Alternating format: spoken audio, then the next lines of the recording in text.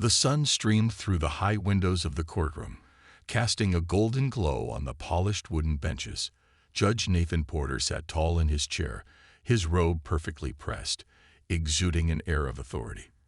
At only 35, he was one of the youngest judges in the district. Though he had years of education and a spotless record, his inexperience sometimes made him overcompensate by being overly stern. Next case. His voice boomed as he adjusted his glasses. A woman in her late 40s stepped forward. She was graceful, her head held high, her dark curls framing her face like a crown. Dressed in a modest suit, she carried an air of quiet confidence that seemed to fill the room. Her name was Dr. Evelyn Harper. Judge Porter glanced at the case file. It was a minor traffic violation, running a stop sign. A simple case, he thought, something he could resolve quickly. Dr. Harper, you're accused of failing to stop at a traffic sign on Elm Street last week. How do you plead? He asked, his tone clipped.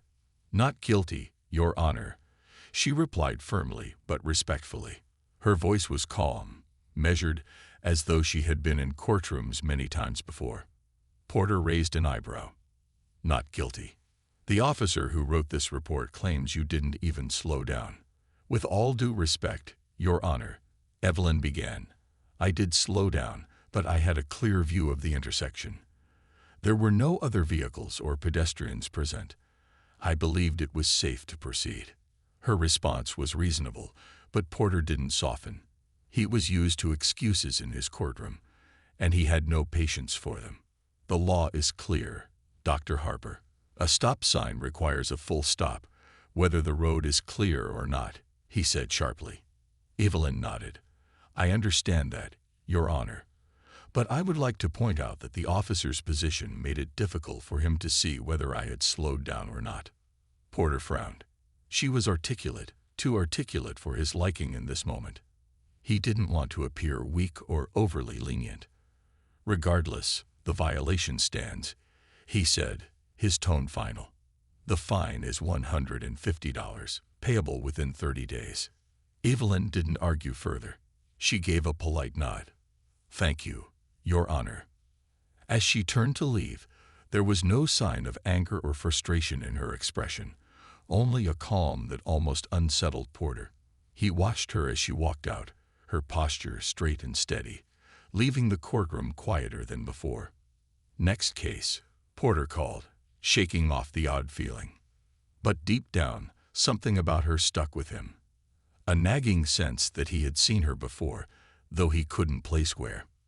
For now, he dismissed the thought, unaware that this seemingly routine case would soon unravel into one of the most humbling experiences of his life. Later that evening, Judge Nathan Porter adjusted his tie as he entered the large auditorium of the Judicial Training Center.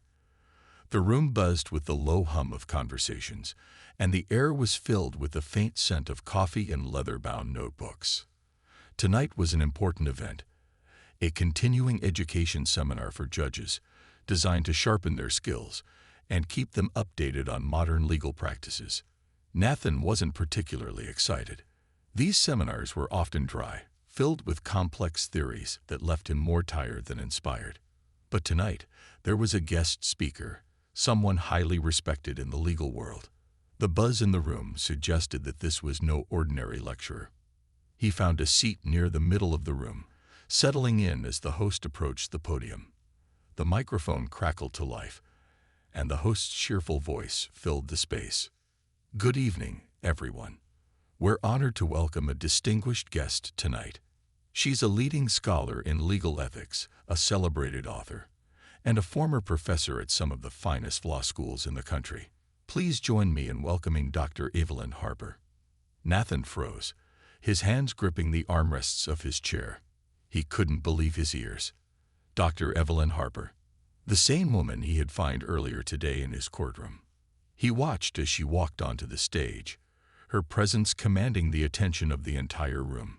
Dressed in a sleek, professional outfit, her posture was as confident as it had been that morning. The audience applauded warmly as she smiled graciously, thanking the host before stepping up to the microphone. Good evening, she began, her voice calm, and authoritative. Tonight, I want to talk about a topic that lies at the heart of justice, ethics, and the role of implicit bias in our decision-making as judges. Nathan's chest tightened. Implicit bias. He suddenly felt uncomfortable in his seat, like her words were aimed directly at him. As Evelyn spoke, Nathan found himself captivated. Her delivery was clear and engaging, filled with real-world examples that brought the subject to life. She talked about the subtle ways personal assumptions could cloud judgment and how judges, of all people, needed to be constantly vigilant about fairness. To truly serve justice, Evelyn said, her gaze sweeping the room, we must first examine ourselves. Our decisions carry weight, not just in the courtroom, but in the lives of the people who stand before us. Nathan couldn't shake the memory of her calm demeanor in court that morning. He felt a twinge of guilt, wondering if he had let his own assumptions color his decision. When the lecture ended, the room erupted in applause. Evelyn thanked the audience and stepped down from the stage, where several attendees rushed to speak with her. Nathan hesitated, unsure if he should approach her. But as he watched her smile and engage warmly with everyone, he realized something. She wasn't just another defendant in his courtroom. She was a remarkable person, one he had underestimated. And now he was left with a gnawing feeling that this was just the beginning of an important lesson he wasn't prepared for. After the seminar, Judge Nathan Porter found himself unable to focus. He had left the auditorium in a daze, his mind replaying the lecture over and over. As he walked back to his office, the words Dr. Evelyn Harper had spoken echoed in his ears. To truly serve justice, we must first examine ourselves. Nathan had always prided himself on his ability to stay composed in court. He was strict, disciplined, and fair. At least, that's what he told himself. But now, a sense of doubt had crept in. Had he really been fair to Dr. Harper? He kept replaying their brief encounter in the courtroom, the way she stood calmly in front of him, the way he had dismissed her defense without truly listening. Could it be that his assumptions had influenced his decision? He had seen a woman in a suit, well-spoken and self-assured, and in his mind, that automatically placed her in the category of someone who can take care of themselves. His quick judgment had been based on her calm demeanor, but what if he had missed something deeper? As he sat at his desk, Nathan's mind drifted back to his law school days. Dr. Harper had been one of the most respected professors at the university. She had taught legal ethics, challenging her students to think critically about their personal biases and the impact those biases had on their decisions. Nathan remembered how she had made him feel uncomfortable at times, forcing him to confront the parts of himself he would rather ignore. But he had respected her, even admired her. In one class, she had discussed the importance of understanding the people who appeared before judges. She had talked about how judges could unconsciously treat people differently based on race, gender, or even how they were dressed. At the time, Nathan had thought he was immune to such things. After all, he had worked hard to get where he was, and he prided himself on treating everyone equally. Yet now he couldn't help but wonder if he had failed Dr. Harper today. Nathan opened the drawer of his desk and pulled out a photo of his law school class. Dr. Harper was standing at the front, smiling warmly as she addressed the class. He could see the fire in her eyes even in that old photograph. Her commitment to fairness, her belief in the law. He remembered how she had always pushed her students to question everything, including their own assumptions. A sinking feeling settled in his stomach. He had been one of her students. He had admired her back then, and now, it seemed like he had treated her with the same assumptions he had learned to challenge. The irony wasn't lost on him. He stood up and walked to the window, staring out at the city below. It was a quiet night, the streets bathed in the soft glow of streetlights. Nathan felt a deep sense of regret. He had made a mistake, and it was clear that Dr. Harper wasn't just another person in his courtroom. She was someone who could teach him something far more valuable than any lecture on law could. The more Nathan thought about it, the clearer it became. He needed to fix this. But how? What could he do to make things right? He couldn't change the past, but perhaps he could make amends in a way that would honor the lessons Dr. Harper had tried to teach him. For the first time in a long while, Nathan felt uncertain about the future. And it troubled him, but also stirred something else, something like hope. The following week, Judge Nathan Porter found himself standing outside a small cafe, his palms slightly sweaty. He had emailed Dr. Evelyn Harper, explaining how much her lecture had impacted him, and to his surprise, she had agreed to meet with him for coffee. As he walked in, he spotted her right away, sitting at a corner table, a warm cup of tea in front of her. She looked as composed as ever, her smile welcoming as she glanced up. "Mr. Porter, it's good to see you again," she said, standing to shake his hand. There was no hint of discomfort or awkwardness in her voice, and Nathan appreciated that. He had expected a more formal greeting, perhaps even some tension between them, but instead, she seemed at ease. "Thank you for meeting with me, Dr. Harper. I really appreciate it," Nathan said as he sat down across from her. He could feel his nervousness slowly fading, replaced by a sense of respect for the woman sitting across from him. "You mentioned in your email that my lecture made you reflect on some things. I'm curious. What's on your mind?" Evelyn asked, her voice gentle but direct. Nathan hesitated for a moment, unsure how to begin, but something about her presence made him feel safe enough to speak his truth.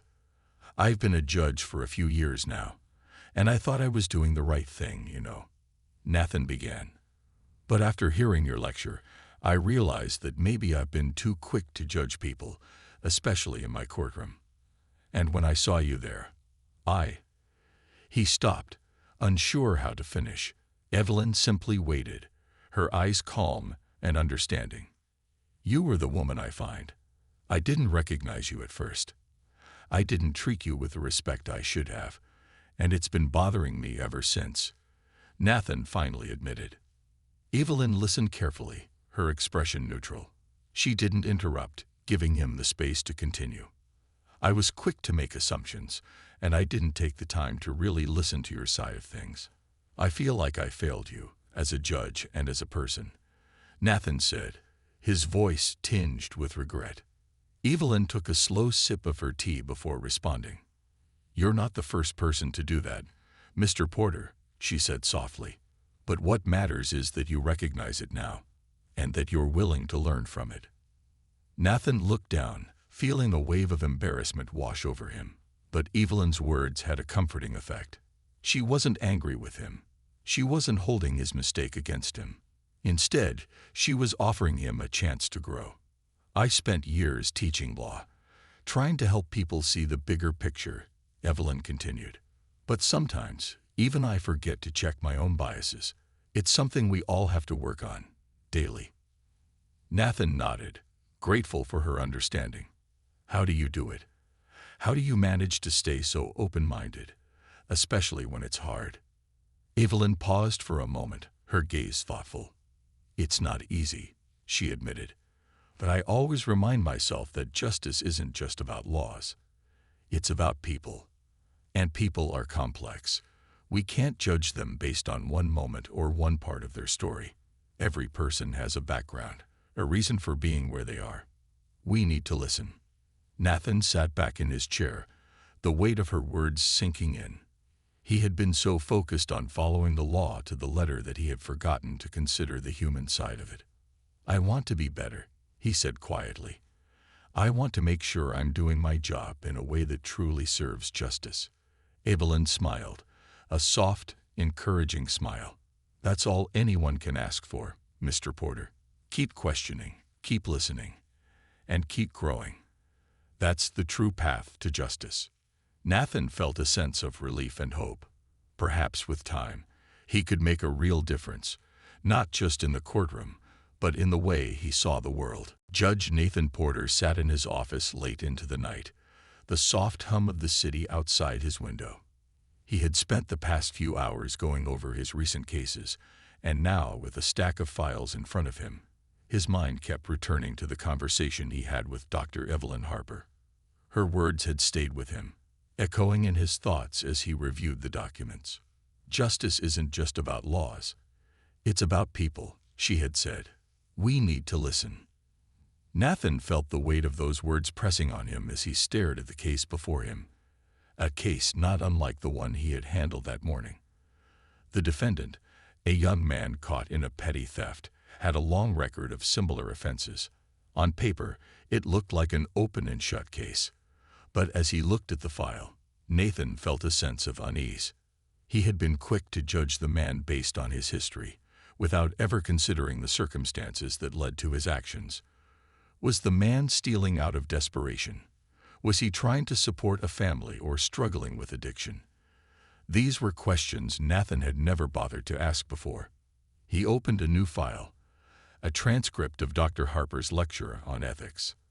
As he read through her notes, it became clear that he had missed something crucial in his approach to the law. Every case he handled was more than just a set of facts and laws. It was a human story waiting to be understood. And yet, how many times had he dismissed people, rushing to conclusions without taking the time to hear them out? Nathan's hands trembled slightly as he placed the papers down and leaned back in his chair.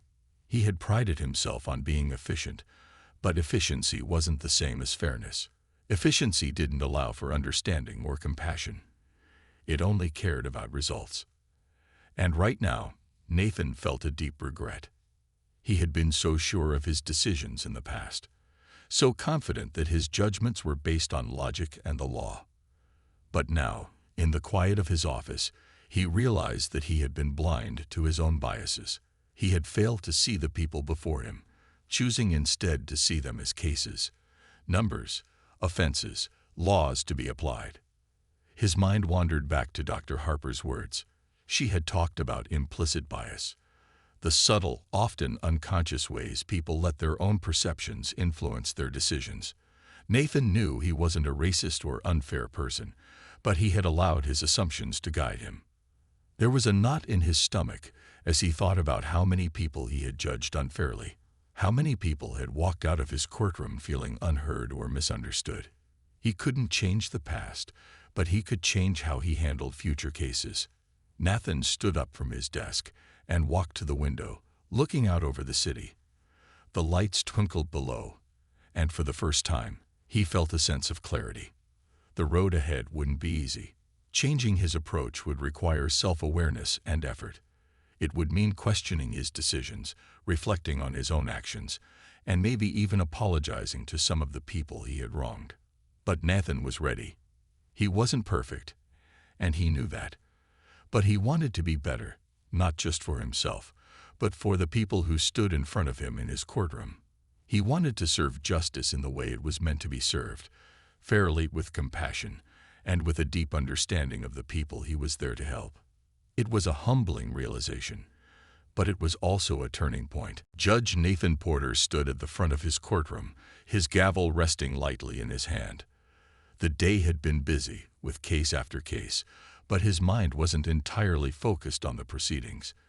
Instead, it kept drifting back to his conversation with Dr. Evelyn Harper and the lessons he had learned from her.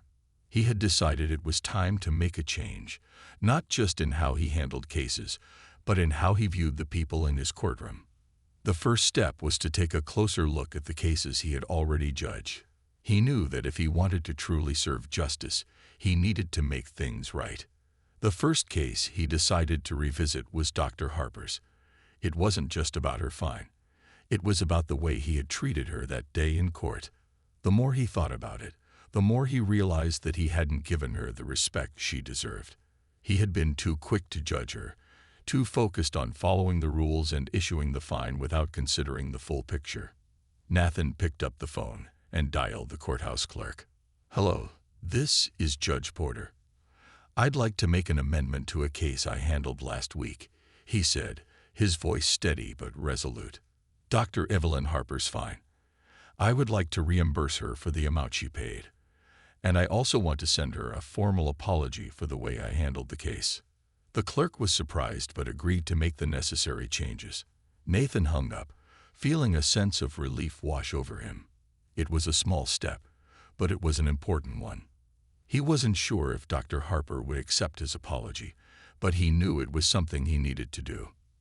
The next day, Nathan went a step further. He requested a meeting with the court staff to discuss implicit bias training for everyone in the courthouse: judges, clerks, and other employees. He had seen firsthand how assumptions could affect decisions, and he didn't want to continue practicing without acknowledging that bias could be a part of the system. To his surprise, the staff responded positively. Several of his colleagues expressed interest in attending training sessions, eager to learn more about recognizing and addressing bias in their own practices. It wasn't going to be easy, but Nathan was encouraged by their willingness to change. As the days went on, Nathan found himself becoming more reflective in his work. Each case felt different now. He no longer approached them with the same detached efficiency he once had. Instead, he took the time to really listen to the people in his courtroom. He asked more questions, and when someone spoke, he focused not just on the facts, but on their emotions, their circumstances. And it made a difference. He noticed it in the way defendants responded to him: more open, more willing to share their side of the story. It was as if they could tell that he was truly trying to understand them, that he wasn't just there to deliver a sentence, but to hear their voices. One afternoon, a young man stood before him in court, accused of shoplifting. Nathan knew the man had a history of minor crimes, but this time, something felt different. As the young man spoke, he explained how he had been struggling to support his family after losing his job. Nathan listened closely. When it was time to make a decision, he didn't rush to issue the usual sentence. Instead, he asked the man what he thought might help him get back on track. The young man was surprised, but he spoke honestly, asking for help finding a job. Nathan decided to offer him community service instead of a fine or jail time, and he even recommended a job training program. It was a small act, but the look of relief on the young man's face was enough to tell Nathan that he had made the right choice. As Nathan sat back in his chair later that day, he felt a sense of peace. He had a long way to go, but for the first time, he truly felt like he was serving justice, not just applying the law, but understanding the people who came before him. Weeks had passed since Judge Nathan Porter made the decision to change how he handled cases. With each new day in the courtroom, he found himself making small, thoughtful adjustments. He was learning, growing, and trying to make up for his past mistakes. There was no clear path ahead, no guarantee that everything would turn out perfectly, but Nathan was committed to doing better. Today was another day in court, and Nathan had already reviewed his docket for the day. As he scanned the list of cases, one stood out to him. It was a repeat offender, a woman named Sarah Davis, who had appeared before him multiple times for minor theft charges. Her offenses were small, but they were starting to add up. Nathan remembered the first time he'd met her. A young woman, in her mid-20s, with tired eyes and a nervous voice. He'd sentenced her quickly, just as he had with so many others. And now, her case was once again on his list. Nathan leaned back in his chair and thought about what he had learned in the past few weeks. He remembered Dr. Evelyn Harper's words: "We need to listen." He wasn't going to make the same mistake again. This time, Nathan decided to approach Sarah's case with an open mind. He wasn't going to rush to conclusions. Instead, he would listen, really listen, to her story. When Sarah entered the courtroom, her eyes were downcast, and she seemed hesitant, just like the first time he had seen her. But this time, Nathan didn't jump straight into the legal matters. He paused, giving her a moment to settle. He could see the tension in her shoulders, the uncertainty in her movements. "Sarah," he began, his voice calm and inviting. "I know you've been here before, but I want to take a moment to hear from you. What's going on in your life? Why are we here today?" Sarah looked up in surprise. It wasn't often that anyone, let alone a judge, asked her that question. She hesitated for a moment, then spoke in a soft voice. "I'm struggling, Your Honor," Sarah said, her voice breaking slightly. "I don't have anyone to help me. I've lost my job, and I've been trying to get by. But it's hard. Sometimes I make choices that I regret later." Nathan nodded thoughtfully. "I understand," he said, leaning forward slightly. It's tough when you feel like you don't have other options, but I want to help you find a better way." The courtroom fell silent as Nathan spoke. He had never approached a case like this before. His decision wasn't just about the law. It was about the person standing before him. Sarah wasn't a criminal. She was someone who was struggling, someone who needed support, not punishment. Instead of the usual sentence, Nathan decided to assign Sarah community service, along with job training. He also connected her with local organizations that could offer support, helping her build a path forward. It wasn't the easiest decision, but Nathan knew it was the right one. As Sarah left the courtroom that day, her face was brighter than it had been in months. She walked out with a new sense of hope, and for the first time, Nathan felt like he had truly made a difference. Later that evening, Nathan sat in his office, reflecting on the day. His decision to change hadn't been easy. There were days when he questioned whether he was doing the right thing. But as he looked at the positive impact he was starting to have, he knew deep down that this was the path he was meant to follow. For the first time, Nathan realized that real justice didn't come from rigid rules and sentences.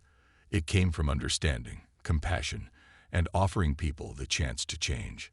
It was a small step, but it felt like a giant leap toward becoming the kind of judge he always aspired to be. Months passed, and Judge Nathan Porter continued to grow.